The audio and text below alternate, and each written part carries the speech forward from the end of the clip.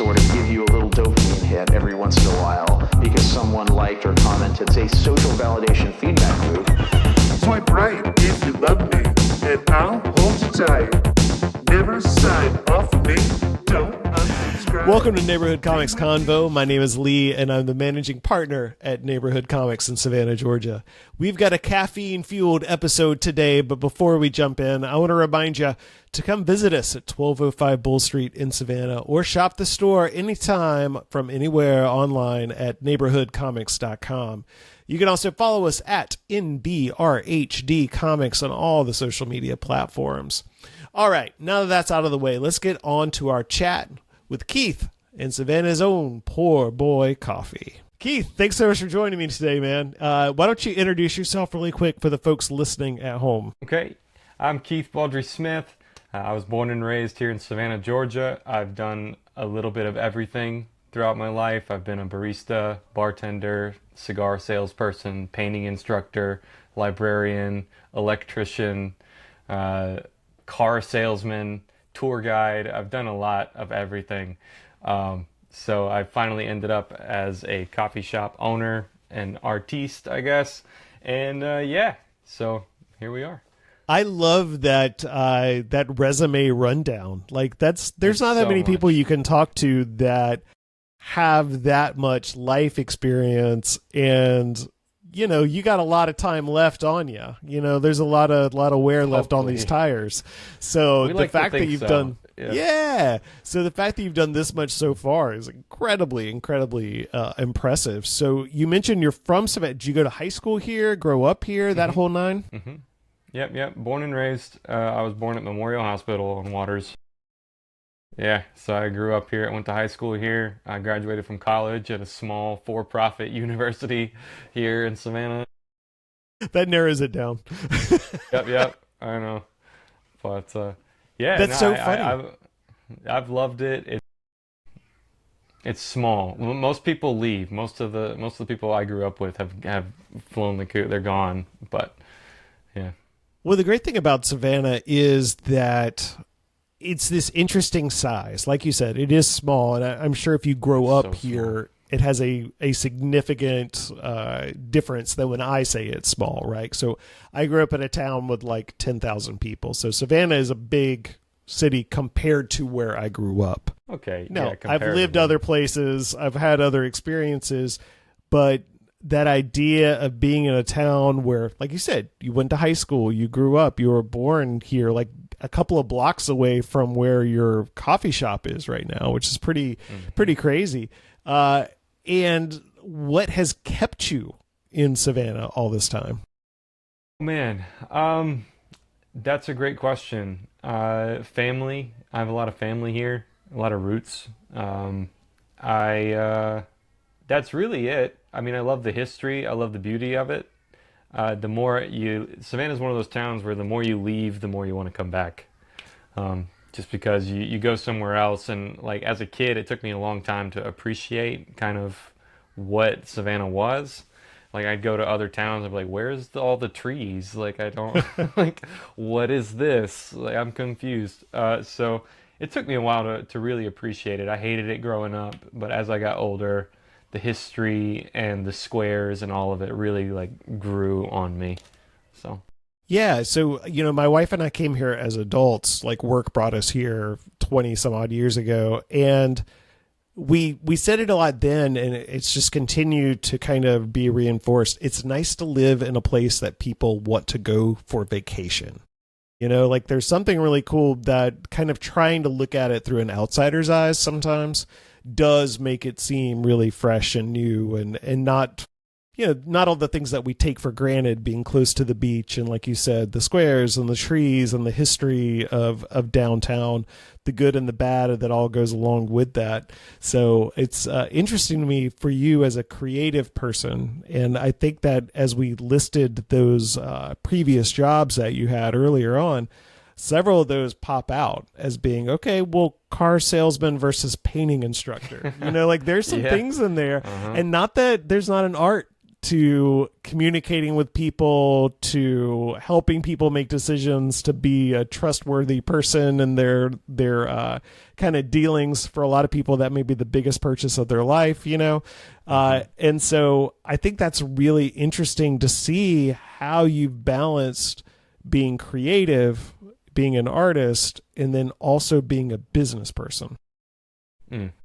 Yeah, the car sales part of it was a bit tricky. I constantly felt, what's the word, bottled up in that scenario, but I was able to be creative in the ways that I kept myself busy and how I juggled my schedule and all the people and all the things I had to do. My days were absolutely hectic. There were some days I'd walk 15 miles in a single day.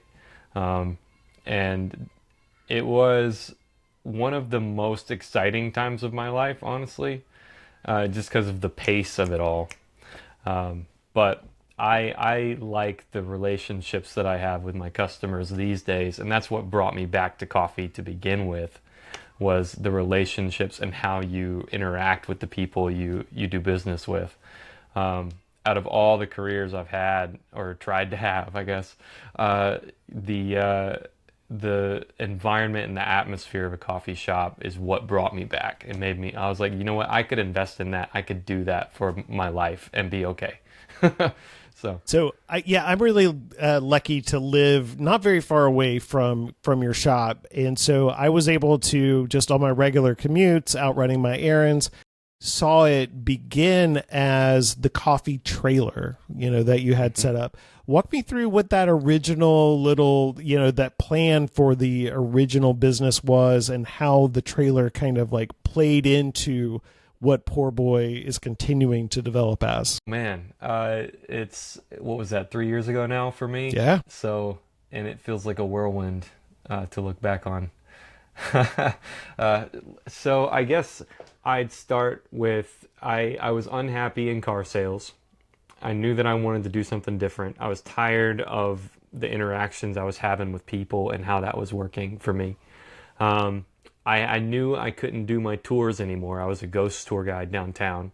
I knew I couldn't do that anymore because the late nights of it and like just the drinking of it, like I knew I had to walk away from that. So I was in this like transition period where I was like, what I'm doing is not working. It's not making me happy.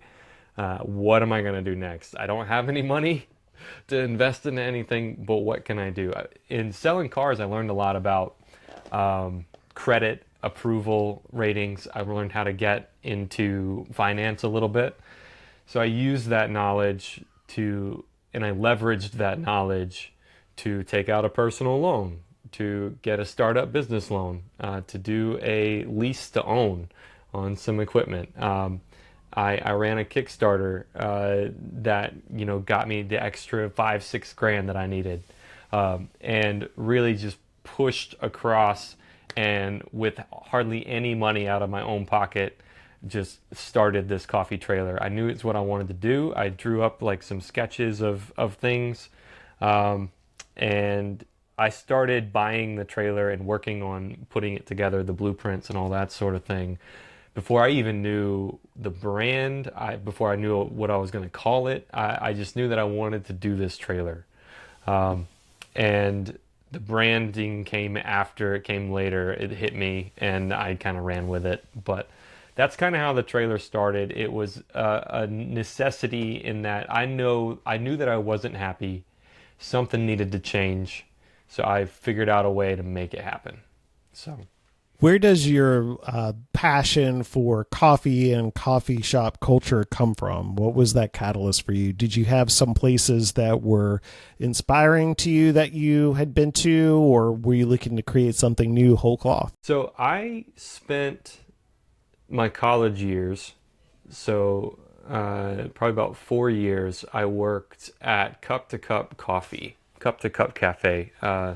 downtown Savannah by the cemetery. Colonial Park Cemetery.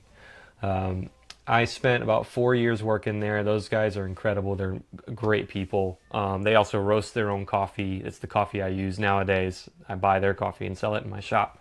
But I worked there, and it was there they taught me how to make coffee. They taught me what it was that their brand was and what they loved about coffee. And it really just resonated with me and the relationships that I had with those people. At the time, I was younger when I worked there, and it took a few things coming after. You know, it took the library job, the painting instruction. It took some more electrical work, the cigar sales job, the car sales job, the tours. Like, it took a lot of things for me to realize, you know, those were some of the happiest days of my life, you know? Like, just, and I didn't make enough money as a barista, as an employee part-time working in college to make a living.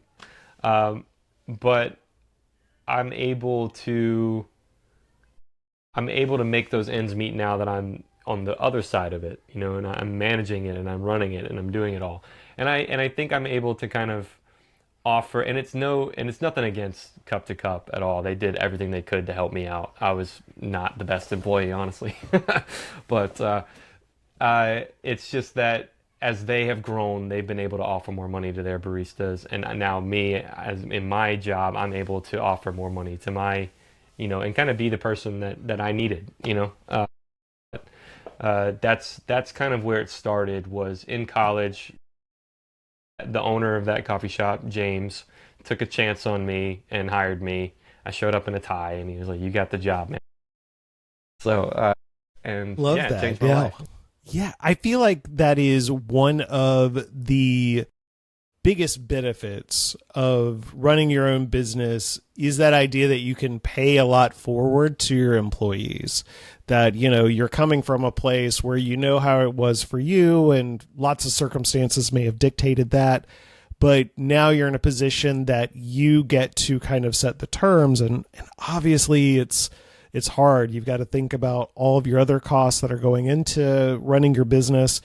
But I feel like investing in labor, your employees, the people who are showing up when you're not there, investing in them in lots of ways, you know, what you're paying them, but also what resources you're providing to them, what kind of responsibilities you're giving them, how you're able to help them grow and be a more successful part of what you're doing has been huge. Do you kind of feel that same responsibility in a way? Yeah, and I talk with people about it, and I constantly am, you know, like, did I handle that situation correctly? Like, am I being too hard on this person? Like, am I giving them enough chances? Like, how should I talk to them about this thing that they did? Like, is this worth talking to them about? Like, can I let that slide? Like, it's just constantly, like, I want to be a positive influence on these people's lives. And just for the place of authority that I'm in, you know, not even that I feel like I'm better or that I know anymore. It's just maybe I've done a little bit more, and it's just like, here's what I learned from my life, like, and maybe this will help you, you know, and learning how to toe that line between, like, this is a line you can't cross. Like, I need it done this way. It has to be done this way. Versus, like, someone wants to do something a little bit different than how I want to do it.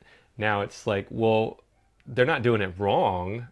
Like, and it's just, am I okay with them doing it that way? And, like, really just wrestling with my own, like, prejudice as, like, how things should be done. Like, and that's been really eye-opening. 100%. I feel like I do that every single week. I'm just, you know, and just being open to the possibility that, oh, maybe that is a better way, or maybe that's a better way for you, and the end result is still fine. So, like, the customer is still happy, the product is still good, your main points are still getting across, and just being okay, not always being the face, not always being the one up front, and releasing some of that.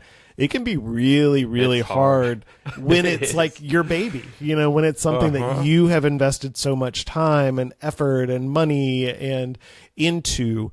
But going back to the cart itself, what were your kind of steps or your milestones from moving to just having the cart open to having your physical location right down the street on Waters? So that's a fun little story because it's really a point of necessity. Like I had to have a coffee shop in order to make it make sense anymore. Like the city of Savannah requires so much of food trucks that I was spending a lot of money on a commissary kitchen. I was paying well into what I was, without giving you solid numbers, I was paying probably 80% of my current rent on just a kitchen that wasn't open to people, that no one could come into, that like it wasn't bringing in any of its own revenue. It was just so that I could pass the health inspection. And I was paying like full on, and I was looking at my numbers at the end of that first year, and I was like, this is not going anywhere. Like, I need to change something. So I decided, look, I'm going to take a risk on this place. I offered a absurdly low rent, and they just immediately were like, sure. And I was like, well, I guess I got to do it now. like, I jumped into it. My dad was super helpful and, really just supported me in a way that I hadn't felt like I'd ever gotten from him in my life. Like he was just like suddenly like, yeah, let's do it. like, so he like helped me build the thing out, and we were in there and like built the bar and painted the whole thing and installed all the equipment. And it's been one of those things where I knew even if it only brought in like $100, $200, $500 a month in this location, it would still be a better situation than the one I was in, with the required commissary kitchen that they made me have. And thankfully, it has done well and above that. And it's just been so kind of humbling, really, to see how much people love it, I guess, and they love coming in and they love the vibe, and it just it's like, I don't know, it feels good. So. Well, for people who aren't super familiar with Savannah, one way that I try to describe, especially when it comes to like with real estate, either it's commercial or residential, so much is it's not block by block like it is in other towns. It's literally parcel by parcel inside that block in terms of what's been developed, how it's been developed. And your kind of neighbors may not be the traditional neighbors that people think of with like a boutique coffee shop. But I will say that, it is in a location, and people always say location, location, location, right? Whether it's your home investment or your business, it is a high traffic location. It's at an intersection. It has visibility. It has all these things. And so while I'm sure you were maybe in the back of your mind going like, I don't really know if this is the 100% right choice, the fact that you were able to get a deal on your rent and that you were able to find a space with that kind of foot traffic, that had to have made you happy. Yeah, I drove by that all the time because I live within walking distance of the coffee shop, and I drive by that location all the time, and for years I lived there, and I know it was next to the sex shop right there. It almost like all these spots were empty all the time, as if they were, kind of like, oh, we don't want to be next to the sex store. So it's always like a nail salon, a hair salon, and a Chinese restaurant, or, like a fusion place. They always seem to kind of rotate out in those spots. Yep. And then maybe once in a while there would be a little like to-go cafe, but nothing like what you're doing, which was cool and different. And I think it made an impact on the community. Is that the way you felt too? Absolutely. It was certainly an underserved area as far as coffee goes, especially whenever they shut down a couple coffee shops nearby in order to open up that massive Parker's conglomeration over by the Globe, if you know what I'm talking about. I do, yeah. That they shut down a nearby Starbucks to do that. They shut down some other stuff in that area to make that make sense for them. So then there was just no coffee. It was like a little wasteland of coffee right there. And I was feeling it because I love coffee. Yeah. It's like, I mean, I guess I might as well. So, and the biggest thing, what I was looking for to begin with was, hey, I was going around town. I was calling landowners. I was like, hey, I will pay you this X amount of dollars per month if you just let me park in a couple of your parking spots. Like, just let me park my coffee shop there. Yeah. Like, I will give you this much money. Like, I'll be gone. It won't even stay overnight. Like, I will just rent a few of these spots throughout I just have to have, with the city of Savannah, they want to see written paperwork that the landowner has signed off on this. And nobody would do it. I was like, this seems like such easy money. Like, I don't know what people are afraid of.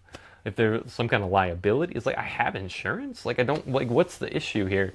But nobody was wanting to do it, and that was blowing my mind. And eventually, I found this spot, and that was one of the stipulations: was I'll open here if you allow me to park in the parking lot while we build it out. And the landowner was like, yeah, absolutely, that's totally fine. And I was like, all right. That's excellent, because you were able to not only kind of present your product, present your brand, do all those things, but you also were able to preview the spot. It wasn't like you were going out across town and setting up and doing just kind of a one-off. It was no, keep coming here to this place, and at some point you'll walk inside. And when you walk inside, I think the vibe is totally unexpected. Again, it's a 1960s strip mall, I would guess. It's probably built in the 60s or 70s. It has a lot of those kind of like conditional facades that you expect from a building of that age. But when you walk in, you are able to do what you want to with that space. And describe that for people listening, what it's like to walk into Poor Boy Coffee. The way I picture it in my head, I see it as a 20s style, like old Hollywood opera house cafe. Like, that's what I'm picturing in my head. That's what I would like it to be. So I've got like the shining carpet in there. I've got some deep red walls. I've got very low, like 1500 Kelvin, like incandescent bulbs, like the Edison bulbs hanging from the ceiling. It's very almost speakeasy in a way. There's lots of red. There's red velvet hanging from the ceiling, like the curtains. There's the red velvet bar stools. We've got like a dark cherry kind of walnut hardwood floor. And yeah, everything's very like dark, hushed, quiet, like chill. And with that kind of edge of glamour of kind of, like you said, like kind of the Hollywood. So you've got like lighted movie poster frames where you've got some of your art. As you go towards the back, there are like velvet ropes and stanchions kind of keeping you out of the employee areas, which is pretty fun. And so the way you've leaned into that theme, I think that's something that not enough people really think about, is the idea of creating an experience, because there's so many places we can go and pick up coffee, or pick up, in my case, comic books, whatever. But the idea that when you walk in, you are in a different place, it immediately feels different, was very, very well thought out and curated and put together in a way that made a lot of sense for the space. It's a long kind of shotgunny space. It's deep and narrow. You've got your tables laid out. You, of course, got the bar that's running most of the length of the space. But it felt, at 9 o'clock in the morning, it felt like it was 2 o'clock in the morning, and I'm walking into some place, and I expected to see a big stand-up bass in the corner, and they're playing, a little bit of... Oh, man, I wish. But you do a lot of community activities there. And so you've got a bulletin board up, right when you come in. So you're advertising other businesses, other people doing cool stuff. And you've got things that are happening, like your book clubs. You've got D&D. I know you guys have done open mics and stuff like that. When it comes to the community engagement portion of what you do, like, I feel like coffee spots are naturally that third space, someplace somebody can go that's not home, not work. If you make it comfortable, it's a place they can come and be and kind of have some camaraderie with people and have that additional room. But by having this programming, what has your philosophy been in terms of getting people in the space for maybe more organized things? It's been tricky, especially in that most of it, if there's an event, if there's something going on, it's usually me running it. So that's been a juggling act on my part, especially while I'm doing the trailer and all these other things that I'm trying to move into. It's been tough. Emails, text group messages, all sorts of things, trying to organize this. But it's sometimes you have the event and there's one person that shows up and they're there for like 10 minutes. Sometimes you have the event and you're packed for most of the night. You got like maybe not, my space is kind of like small-ish, but 9-10 people in and out, just like staying in that kind of foolish range throughout the whole event. Like the open mics, for a while we had to get a bigger table because we had 9 people showing up to play D&D, and we had this campaign that ran for like 3 months, playing as the poor boy characters in the poor boy world, and that was wild, and it was a lot of fun. And the book club, we were doing like murder mystery stuff, and I think the most people we had come to a book club was like 18 people show up, and that was a whole cluster of like trying to figure that out because everybody has an opinion that they want to give about whatever happened, and trying to organize that, and there needs to be one voice that's kind of leading the conversation, and it just feels like it's always me. So that's been a juggling thing, man. Like it's been tough. We're kind of the things are all about to kick up again. All these events that we're talking about. We took a little hiatus there while the trailer was full time in a singular location, but we're about to kick it all back up again in the next couple weeks as we kind of see what happens here into the summer. So, well, you should feel a lot of pride by just some of those numbers, and getting people to show up, not just here but anywhere, is huge. And honestly, some days you just have to be like really grateful for that one person, man, because it does give you that little bit of a push to be like, okay, this is a seed. This is something that can grow. And the problem of having 18 people for a book club is a great problem. Like that's something to figure out, and to, I don't know, like one of the things that's really helped Neighborhood Comics kind of bridge some of that is, in addition to letting my employees have some ownership, letting some of my customers have ownership, and just kind of being like, oh, wow, you're really passionate about this thing. Do you want to be in charge of it? And that's a whole other level of trust when it's a volunteer, when it's somebody who's just, you hope. Absolutely. I was to the point where I was ready to pay the dungeon master. I was like, look, hey, you're showing up every week. It's been 3 months. Like, this is really fun. You're doing a great job. I feel like you're so capturing the world of this ridiculous cartoon world.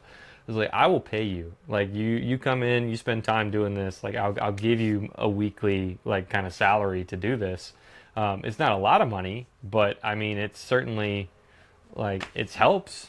At that point, he had some stuff go on in his life, and he had to move to Atlanta, and it was just like, well, you talk about that, like, and it's really just about showing appreciation, whatever way you want to look at it. And I think that is one of those key pillars in building your community, are the people that show up, the people that are passionate, that you see that what you're doing is clicking with them, and it was giving so them ways inspiring. Yeah, and just making them feel like their investment in you is worthwhile.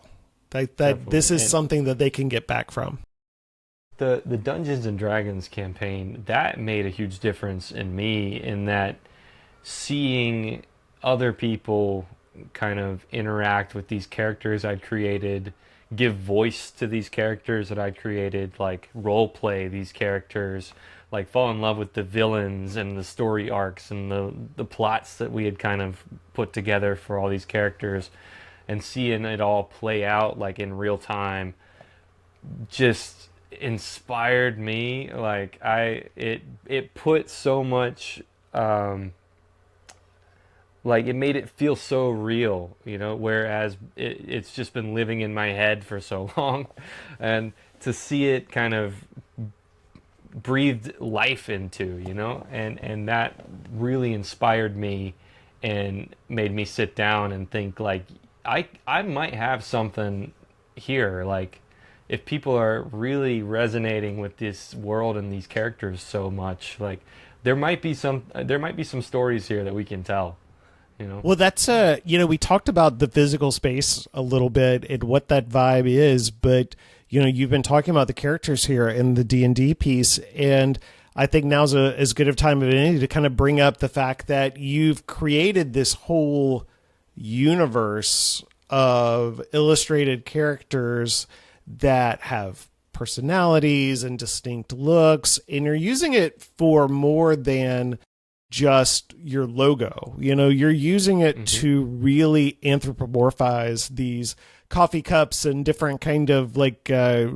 symbols of your industry, and kind of plays into, like we talked about, that 20s 30s aesthetic where you're looking at like Steamboat Willie style early black and white animation styles for these characters. And I'm really curious, like you said, the kind of concept for the coffee came first and the trailer came first, but then these kind of other things, these items that I hate to lump them in just with branding because it does seem to be a little bit more immersive than that. But how did the kind of personification of what you're doing with these illustrations come about? So it started with, what do I love? Like I sat down and I wanted to make a list of some things that just would, I'm a little bit, I got a touch of the tism is what we like to say. But I get very like laser focused, obsessed about things. And I sat down and I was like, well, what are some things that I absolutely love? And I started making a list. I was like, okay, I thought about, honestly, I looked at licensing Cuphead, just specifically licensing Cuphead and calling it Cuphead Coffee Trailer. But their MDHR's licensing department wouldn't get back to me. So I was like, I have to come up with something legally distinct. But I looked at Cuphead, I looked at BioShock, I looked at Fallout, I looked at Over the Garden Wall. I looked at all these things that really kind of I felt myself obsess over. Like I loved it so deeply. Like even going into like Sin City, Frank Miller, and just this long list of things. There's this game called Lost in Random. I don't know if you've heard of that. It's like claymation video game with like magic dice. And the dice has like little feet and it'll run around and stuff. And it was this whole idea of like Tim Burton and all these crazy things that I love so much. And how do I ball it all up, compress it down, and make it into something that I can marry myself to and just be there with it for the rest of my life, and this is kind of where we ended up. We ended up with this sort of like retro futuristic post-apocalyptic steampunk opera house old Hollywood rubber hose animation thing, and I have absolutely loved creating the characters. I've taken a lot of public domain stuff, so like old Dracula. I have a character called Dripula. I've got like the Nitro Necromancer, which is basically Frankenstein's monster, cold brew that never knew the warmth of life. Like reinvigorated. Like just just stupid, ridiculous stuff that is so fun to me. Like, No, I love it. Yeah. I mean, Yeah. and I think that's one of the things that to me makes this venture just go beyond just a regular everyday capitalist, hey, I'm good at this thing, so I'm going to make a thing and I'm going to make some money. It is like, well, I'm good at this thing, I'm going to make this thing, but then I'm also going to put a lot of myself into it and I'm going to make it fun. And I'm going to make not just a product that people enjoy, but a product that people want to be a part of. And that is hard to do. That is a bridge that goes a lot further than a lot of retail, food service, any kind of like commercial activity, because it has to be creative, but then it also has to come from a real place because people can sniff that out when it's not. Yeah, they know when it's fake. And this So real. community, this community that you've been building and, in part through the characters, but of course, mostly through a quality product that people are enjoying having, you're at a point in your growth now where you are looking at taking on a new fundraising opportunity, a new investment fundraising, but you're not going about it the way that a lot of people might think traditionally, which would either be like going to the bank and getting a loan or, like leaning on friends and family necessarily, or even like you've done in the past, doing a Kickstarter. Tell me a little bit about how you are engaged right now in letting your community feel like, and I don't actually feel like, but actually become more of a stakeholder in your business.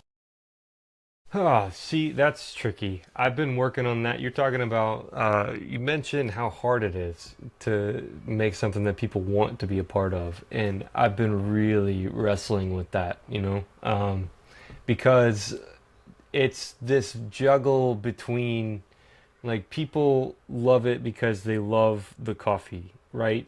But part of why they love the coffee and like how good the coffee is because of the way they feel when they walk through the door. And like trying to bridge the gap between the two and really not lean too much into all the ridiculous characters that I want to create and and not just like give up on all the stuff that makes it fun and just focus on, oh, here's the drink of the week, It's been a juggling act, and it has not been easy. I know that I started with this idea that I wanted it all to be very simple.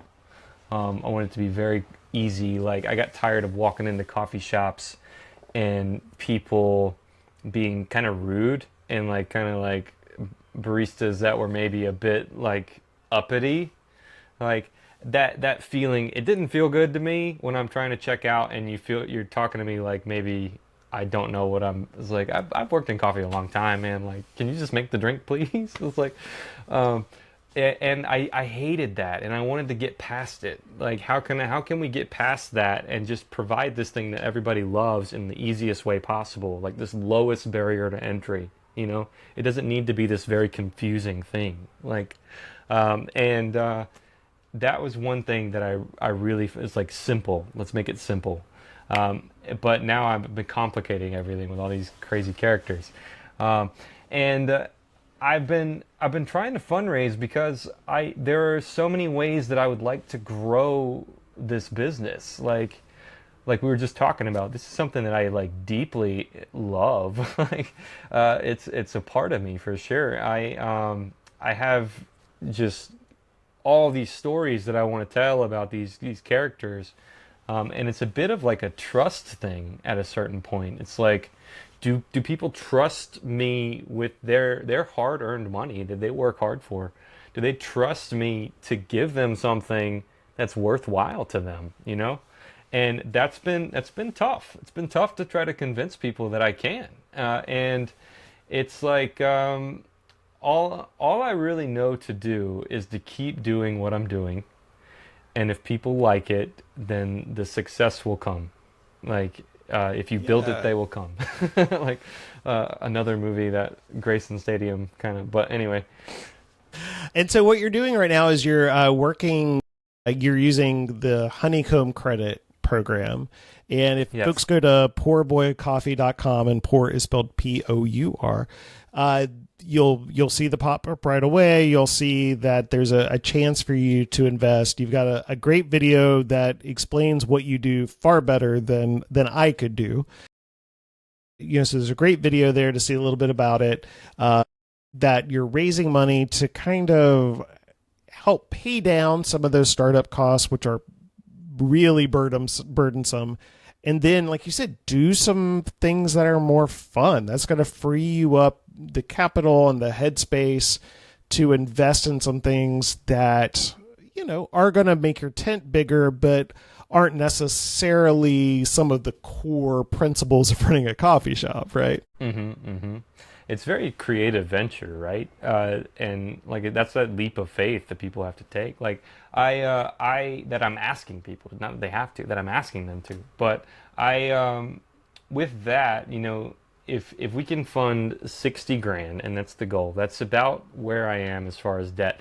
To my debt service between opening the coffee trailer and opening the coffee shop in these past 2 years, the amount of money that I've spent, I'm spending $5,500 a month just on debt service.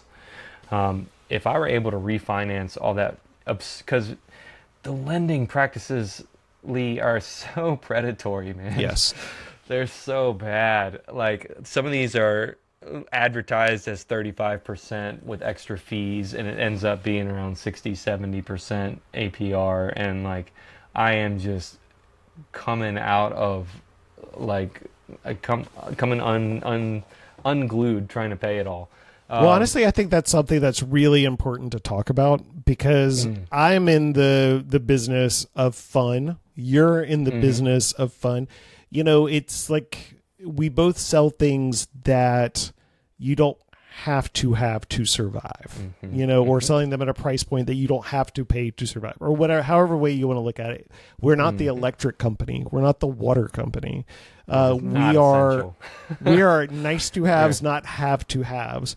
And a big part of how we market ourselves, and how we should market ourselves, is that we are fun. We're places that give you an escape, that give you something that gives you a hit that you enjoy. And so it's really hard to be on the other side of it and be like, ha ha ha, ha. So this is really fun, but oh my God, our payroll's coming up and we are short, and that's not fun. Nobody wants to hear that. And I think it's really important to start being honest with our customers, our friends, our clients, our, these people who support us, our supporters. That's probably the best way to call them, because if they don't support it, it goes away. Like it's a real one-to-one about how these things kind of work.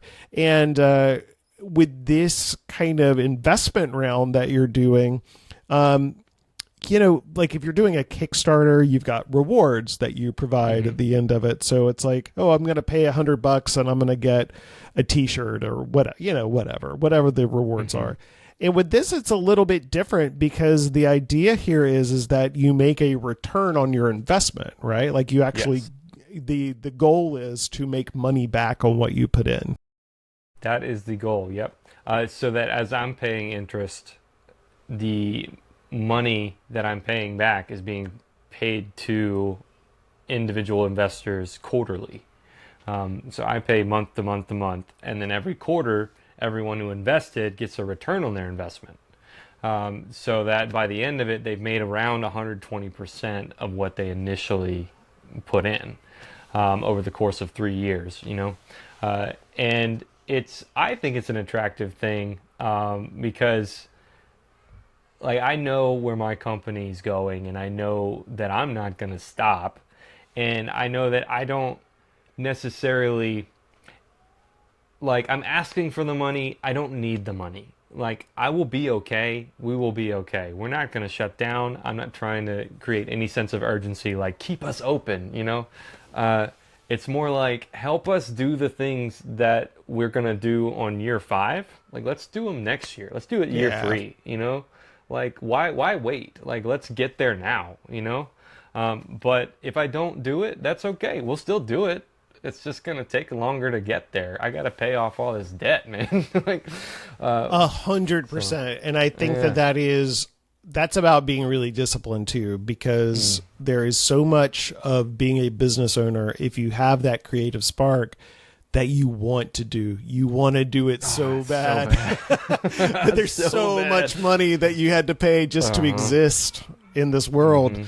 That it can be super hard. And one of the things and that especially like with the way the world is going right now and just watching everything unfold, it's kind of a weird position and hard to be like, hey, invest in the coffee shop that wants to make comic books, you know? Yeah. Like, Well, it's a bit of a weird ask. It's a bit of a weird ask whenever, you know, and I don't want to get into politics. That can be very sticky and tricky for people. But it's kind of a weird ask whenever people are wondering, like, what is tomorrow going to even look like, you know? I think that is cross-partisan. I think that anybody who is paying attention at all has some of those real existential fears. There's a lot happening and a lot that we can't it's a control. Weird ask. It's like, hey, give us $100. We're trying to make a comic book. Right. And so that comic book is a part of that kind of what we're talking about, that kind of year 5 idea, that idea that maybe you could do it sooner rather than later by freeing up some of your cash flow to invest in some of these creative exercises. And the comic book in particular was kind of why I wanted to reach out to you to do this. Obviously, that's a one-to-one with what Neighborhood Comics does. And not only just selling comics, but trying to promote our local comic book scene, our local comic book culture, and in particular, people that are making their own stuff. I feel like that's incredibly important. And as we are becoming increasingly tech driven and, you know, having physical media, going back to DIY kind of aesthetics, I feel like is becoming more and more and more important. At what point did kind of the comic storytelling, you've got these awesome characters that, you know, are pulled from themes that you've talked about, like animation and video games, but the idea of telling a narrative story like this, where did the kind of idea to put these guys in a comic book come from? It took a while. I've been marinating with these characters for about 2.5, almost 3 years now, where I've just been thinking about all the different characters and who they are and what are their stories and how do they interact with each other. And I knew that I had wanted to tell an illustrated story. I've published comics before in like a sci-fi sort of story, and I knew that I loved doing that, and I got this real kick of like accomplishment and like what's the chemical in your brain that makes you feel good? Endorphins, right? Or yeah, I got the endorphins, adrenaline, yeah, whatever. Yeah, I got that real hit whenever I would like finish the book, you know, and I'd finish drawing it, and the story would continue, and I'd just feel good, right? It's like, all right, on to the next one.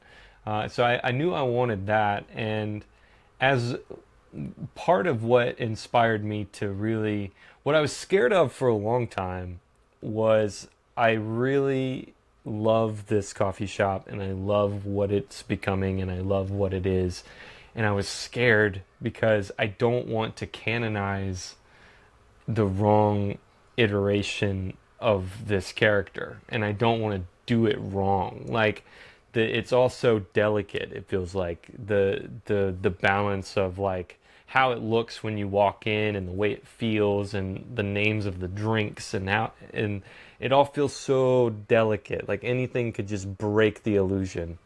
And I really wrestled with it, but it was the Dungeons and Dragons, the D&D campaign, that really kind of gave me the confidence to be like, okay, like let me make a version of this story that is the version of it, you know? Let me write these characters as I intend them to be, you know? I saw where everybody was kind of interpreting the backgrounds I had written and like reinterpreting the characters and the characteristics that I had given them. And I loved it, and it inspired me so much that I was like, let me make this story for real. So I've got an outline of like 900 pages, Lee. It's Jesus. ridiculous. Yeah, it's ridiculous. So I'm looking at like about 50 page volumes, just like releasing them every six. A Headless Horseman, the Candy Corn Witch. I've got so many things, man. It's absurd. I love this. Yeah. And you've got to bring by your sci-fi comic sometime for me to check out if you still Like, have can any you copies imagine floating around. a milk bottle that like is a lycanthropic milk bottle that like Yeah, of course. It's just a he like werewolf. froths It's a milk up and like bottle. turns into this froth monster. Like, how cool would that be? That's so cool Also, to me. thank you for dropping lycanthropic because we're on the right podcast. You can do that here. Ah, heck yeah. Well, the fundraising campaign is a cool way or an additional way to show your support for a local business who's doing something really cool. Other ways you can support, obviously, of course, coming in, getting coffee, getting merch, being a regular supporter, coming to the events that you've got going on. If you have like you're part of a company or, a homeowners association, doing things like booking the truck to have like coffee on site, things like that are all going to be able to go into helping Poor Boy achieve what it wants to achieve. One way you're trying to bring some of this community together is going to be for your block party on July 19th. What can people expect to come out to that? We threw a grand opening party in October of last year, and that was incredibly successful. It was like beyond what I could have hoped it to be. It was our best sales day in the coffee shop to date, and I was speaking to some of the vendors that we had. We had vendors, we had a DJ, we had 20% off of everything the whole day.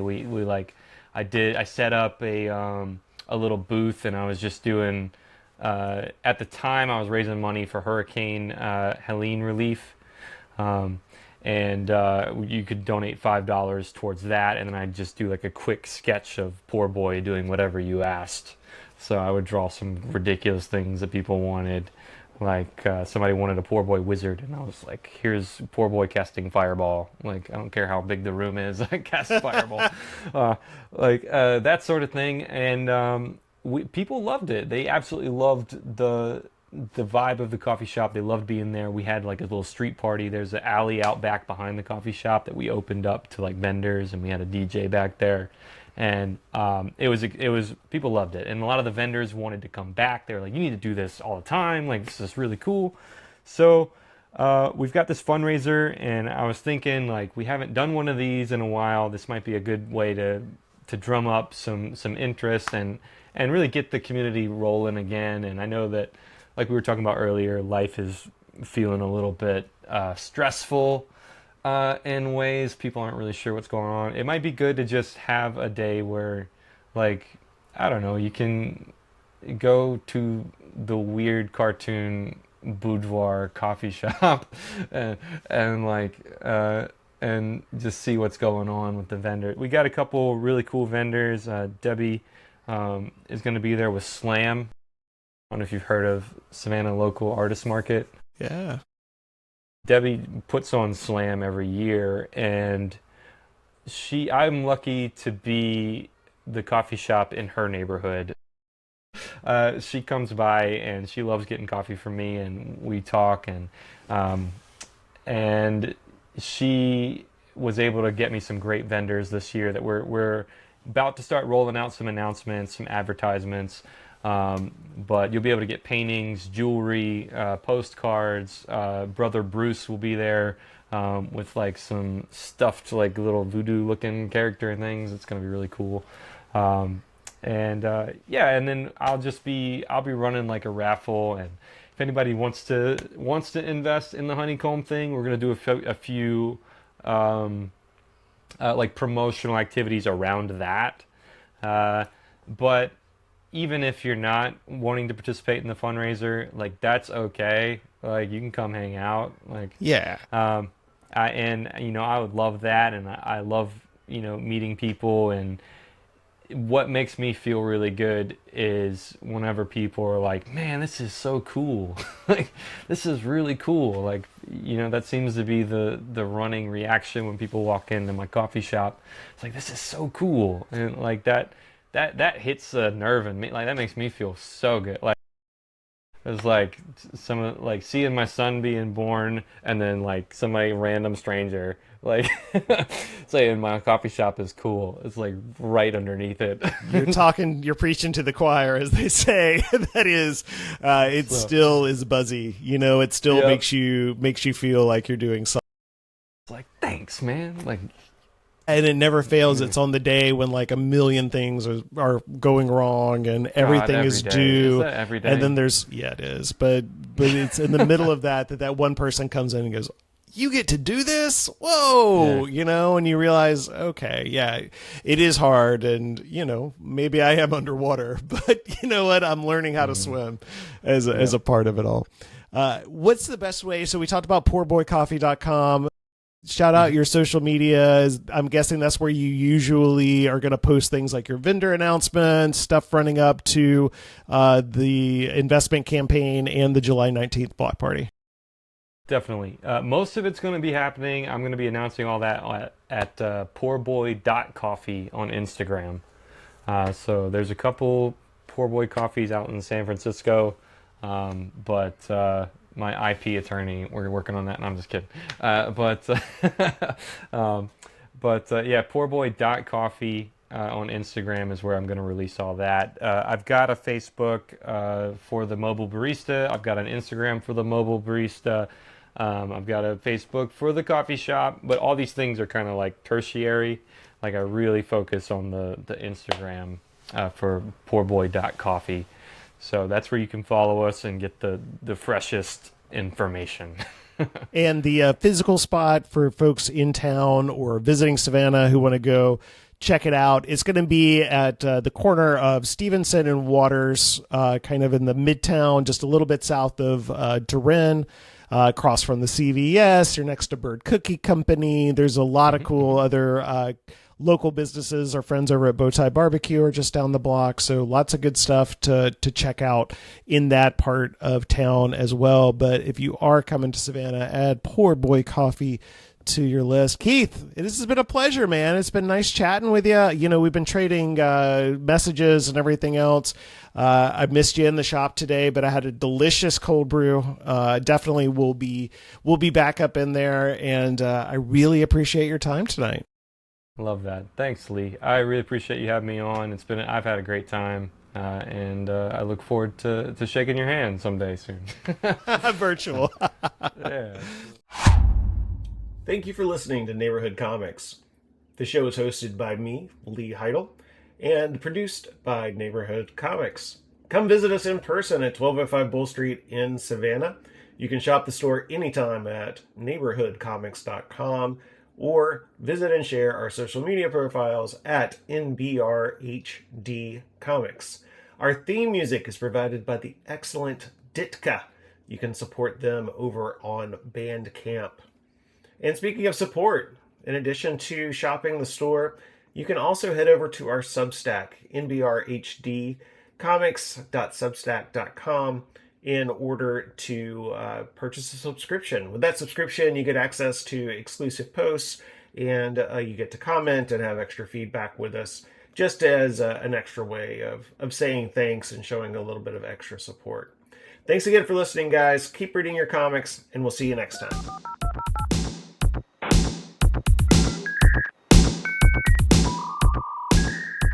We need to sort of give you a